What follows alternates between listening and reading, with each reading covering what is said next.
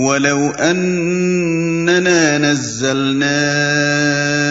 إِلَيْهِمُ الْمَلَائِكَةَ وَكَلَّمَهُمُ الْمَوْتَى وَحَشَرْنَا عَلَيْهِمْ كُلَّ شَيْءٍ قُبُلًا مَا كَانُوا لِيُؤْمِنُوا إِلَّا أَن يَشَاءَ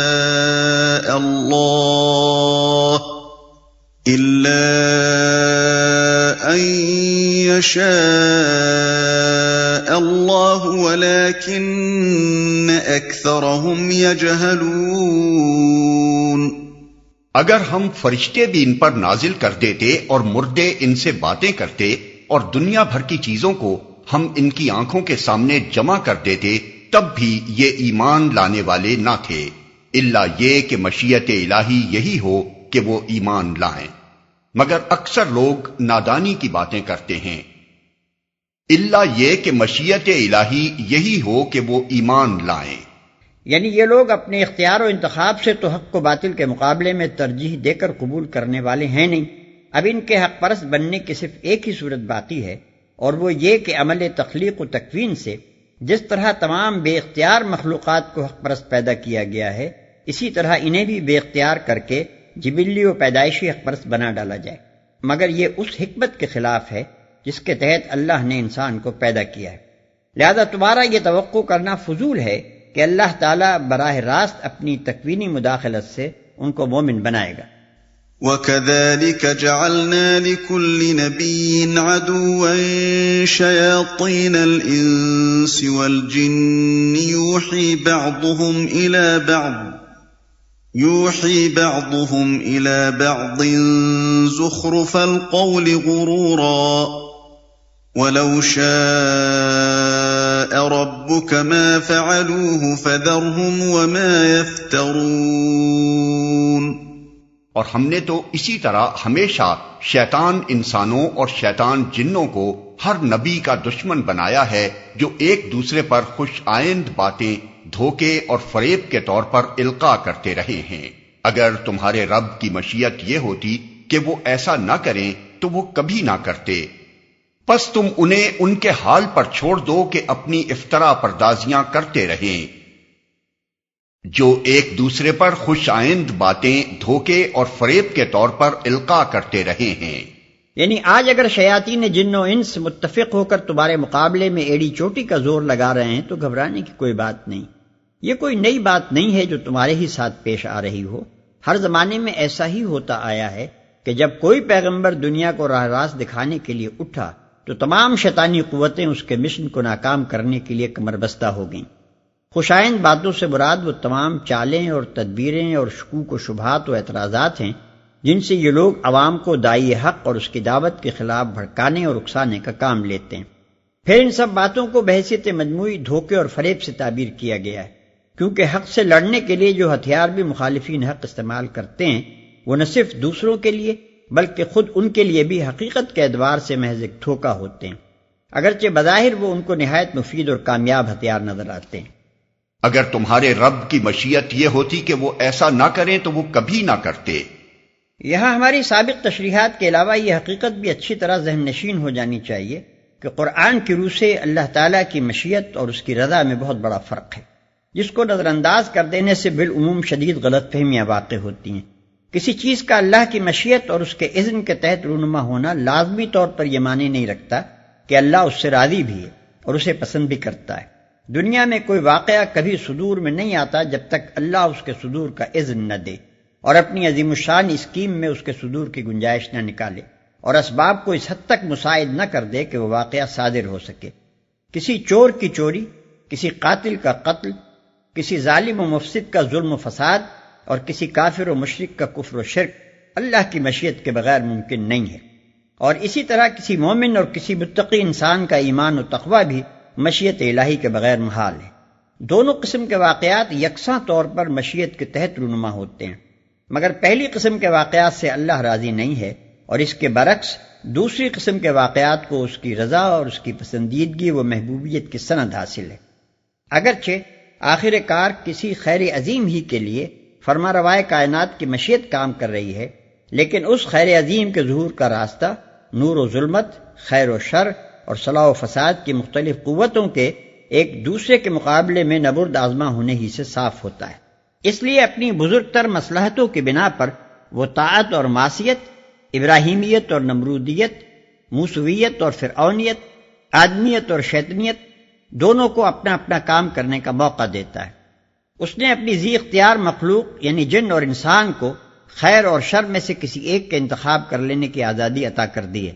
جو چاہے اس کارگاہ عالم میں اپنے لیے خیر کا کام پسند کرے اور جو چاہے شر کا کام۔ دونوں قسم کے کارکنوں کو جس حد تک خدائی مصلحتیں اجازت دیتی ہیں اسباب کی تائید نصیب ہوتی ہے، لیکن اللہ کی رضا اور اس کی پسندیدگی صرف خیر ہی کے لیے کام کرنے والوں کو حاصل ہے۔ اور اللہ کو محبوب یہی بات ہے کہ اس کے بندے اپنی آزادی انتخاب سے فائدہ اٹھا کر خیر کو اختیار کریں نہ کہ شر کو۔ اس کے ساتھ یہ بات اور سمجھ لینی چاہیے کہ یہ جو اللہ تعالیٰ دشمنان حق کی مخالفانہ کارروائیوں کا ذکر کرتے ہوئے اپنی مشیت کا بار بار حوالہ دیتا ہے، اس سے مقصود دراصل نبی صلی اللہ علیہ وسلم کو اور آپ کے ذریعے سے اہل ایمان کو یہ سمجھانا ہے کہ تمہارے کام کی نوعیت فرشتوں کے کام کی سی نہیں ہے جو کسی مزاحمت کے بغیر احکام الہی کی تعمیل کر رہے ہیں، بلکہ تمہارا اصل کام شریروں اور باغیوں کے مقابلے میں اللہ کے پسند کردہ طریقے کو غالب کرنے کے لیے جد و جہد کرنا ہے۔ اللہ اپنی مشیت کے تحت ان لوگوں کو بھی کام کرنے کا موقع دے رہا ہے جنہوں نے اپنی سعی و جہد کے لیے خود اللہ سے بغاوت کے راستے کو اختیار کیا ہے، اور اسی طرح وہ تم کو بھی جنہوں نے طاعت و بندگی کے راستے کو اختیار کیا ہے کام کرنے کا پورا موقع دیتا ہے۔ اگرچہ اس کی رضا اور ہدایت و رہنمائی اور تائید و نصرت تمہارے ہی ساتھ ہے کیونکہ تم اس پہلو میں کام کر رہے ہو جسے وہ پسند کرتا ہے، لیکن تمہیں یہ توقع نہ رکھنی چاہیے کہ اللہ تعالیٰ اپنی فوق الفطری مداخلت سے ان لوگوں کو ایمان لانے پر مجبور کر دے گا جو ایمان نہیں لانا چاہتے، یا ان شیاطین جن و انس کو زبردستی تمہارے راستے سے ہٹا دے گا جنہوں نے اپنے دل و دماغ کو اور دست و پا کی قوتوں کو اور اپنے وسائل و ذرائع کو حق کی راہ روکنے کے لیے استعمال کرنے کا فیصلہ کر لیا ہے۔ نہیں، اگر تم نے واقعی حق اور نیکی اور صداقت کے لیے کام کرنے کا عزم کیا ہے تو تمہیں باطل پرستوں کے مقابلے میں سخت کشمکش اور جد و جہد کر کے اپنی حق پرستی کا ثبوت دینا ہوگا، ورنہ معجزوں کے زور سے باطل کو مٹانا اور حق کو غالب کرنا ہوتا تو تمہاری ضرورت ہی کیا تھی؟ اللہ خود ایسا انتظام کر سکتا تھا کہ دنیا میں کوئی شیطان نہ ہوتا اور کسی شرک و کفر کے ظہور کا امکان نہ ہوتا۔ وَلِتَصْغَىٰ إِلَيْهِ أَفْئِدَةُ الَّذِينَ لَا يُؤْمِنُونَ بِالْآخِرَةِ وَلِيَرْضَوْهُ وَلِيَقْتَرِفُوا مَا هُمْ مُقْتَرِفُونَ۔ یہ سب کچھ ہم انہیں اسی لیے کرنے دے رہے ہیں کہ جو لوگ آخرت پر ایمان نہیں رکھتے ان کے دل اس خوشنما دھوکے کی طرف مائل ہوں اور وہ اس سے راضی ہو جائیں اور ان برائیوں کا اکتساب کریں جن کا اکتساب وہ کرنا چاہتے ہیں۔ أَفَغَيْرَ اللَّهِ أَبْتَغِي حَكَمًا وَهُوَ الَّذِي أَنزَلَ إِلَيْكُمُ الْكِتَابَ مُفَصَّلًا وَالَّذِينَ آتَيْنَاهُمُ الْكِتَابَ يَعْلَمُونَ أَنَّهُ مُنَزَّلٌ مِّن رَّبِّكَ بِالْحَقِّ فَلَا تَكُونَنَّ مِنَ الْمُمْتَرِينَ۔ پھر جب حال یہ ہے تو کیا میں اللہ کے سوا کوئی اور فیصلہ کرنے والا تلاش کروں، حالانکہ اس نے پوری تفصیل کے ساتھ تمہاری طرف کتاب نازل کر دی ہے، اور جن لوگوں کو ہم نے تم سے پہلے کتاب دی تھی وہ جانتے ہیں کہ یہ کتاب تمہارے رب ہی کی طرف سے حق کے ساتھ نازل ہوئی ہے، لہذا تم شک کرنے والوں میں شامل نہ ہو، حالانکہ اس نے پوری تفصیل کے ساتھ تمہاری طرف کتاب نازل کر دی ہے۔ اس فقرے میں متکلم نبی صلی اللہ علیہ وسلم ہے اور خطاب مسلمانوں سے ہے۔ مطلب یہ ہے کہ جب اللہ نے اپنی کتاب میں صاف صاف یہ تمام حقیقتیں بیان کر دی ہیں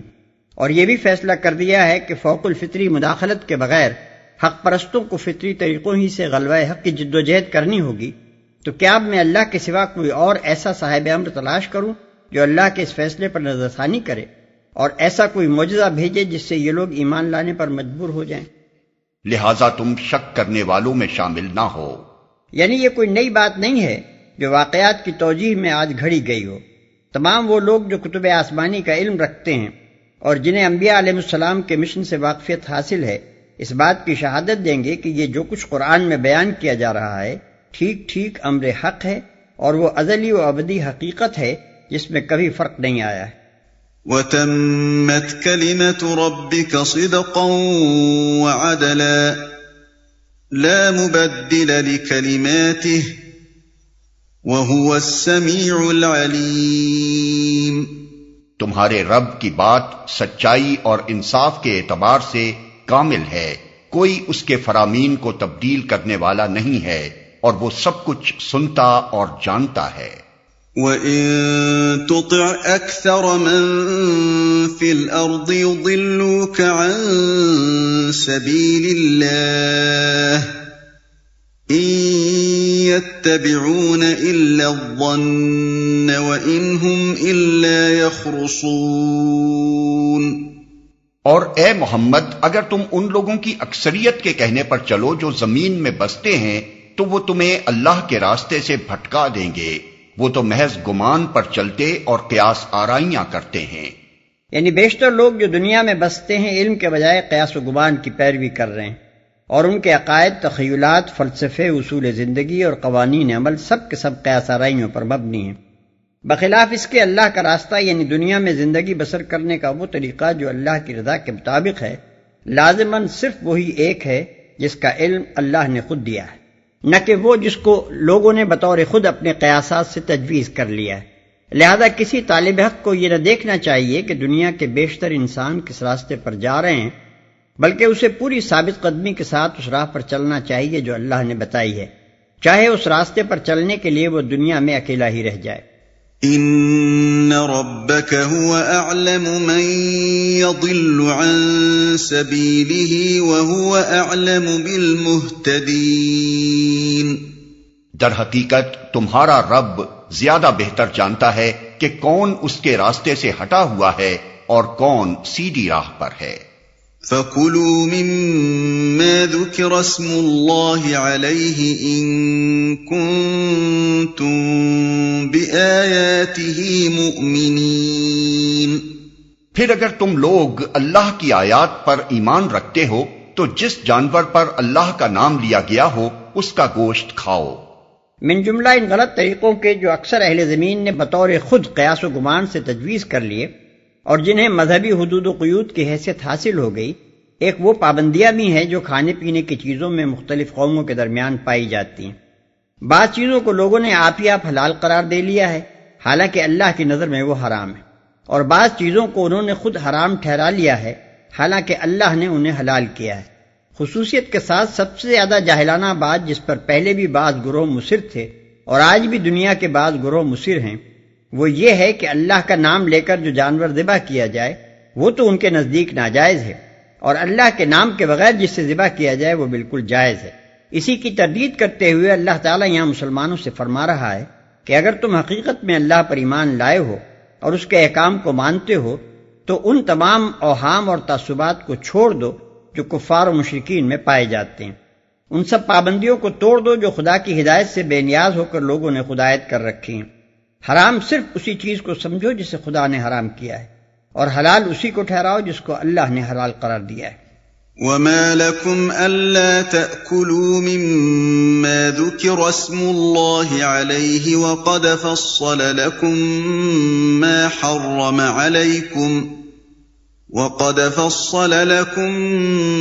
حَرَّمَ عَلَيْكُمْ إِلَّا مَا اضْطُرِرْتُمْ إِلَيْهِ وَإِنَّ كَثِيرًا لَيُضِلُّونَ بِأَهْوَائِهِمْ بِغَيْرِ عِلْمٍ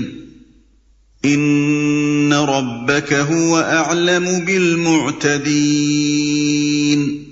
آخر کیا وجہ ہے کہ تم وہ چیز نہ کھاؤ جس پر اللہ کا نام لیا گیا ہو، حالانکہ جن چیزوں کا استعمال حالت اضطرار کے سوا دوسری تمام حالتوں میں اللہ نے حرام کر دیا ہے ان کی تفصیل وہ تمہیں بتا چکا ہے۔ بکثرت لوگوں کا حال یہ ہے کہ علم کے بغیر محض اپنی خواہشات کی بنا پر گمراہ کن باتیں کرتے ہیں۔ ان حد سے گزرنے والوں کو تمہارا رب خوب جانتا ہے، ان کی تفصیل وہ تمہیں بتا چکا ہے۔ ملاحظہ ہو سورہ نحل آیت 115. اس اشارے سے ضمناً یہ بھی متحقق ہوا کہ سورہ نحل اس سورہ سے پہلے نازل ہو چکی تھی. وَذَرُوا ظَاهِرَ الْإِثْمِ وَبَاطِنَهُ إِنَّ الَّذِينَ يَكْسِبُونَ الْإِثْمَ سَيُجْزَوْنَ بِمَا كَانُوا يَقْتَرِفُونَ. تم کھلے گناہوں سے بھی بچو اور چھپے گناہوں سے بھی. جو لوگ گناہ کا اکتساب کرتے ہیں وہ اپنی اس کمائی کا بدلہ پا کر رہیں گے. وَلَا تَأْكُلُوا مِمَّا لَمْ يُذْكَرِ اسْمُ اللَّهِ عَلَيْهِ وَإِنَّهُ لَفِسْقٌ وَإِنَّ الشَّيَاطِينَ لَيُوحُونَ إِلَىٰ أَوْلِيَائِهِمْ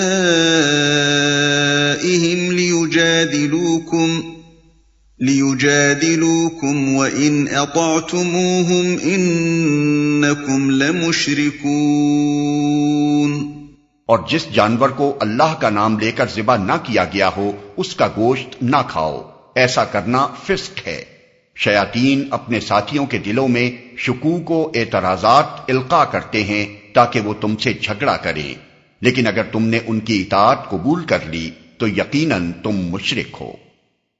شیاطین اپنے ساتھیوں کے دلوں میں شکوک و اعتراضات القاء کرتے ہیں تاکہ وہ تم سے جھگڑا کریں. حضرت عبداللہ ابن عباس کی روایت ہے کہ علماء یہود جہلائے عرب کو نبی صلی اللہ علیہ وسلم پر اعتراض کرنے کے لیے جو سوالات سکھایا کرتے تھے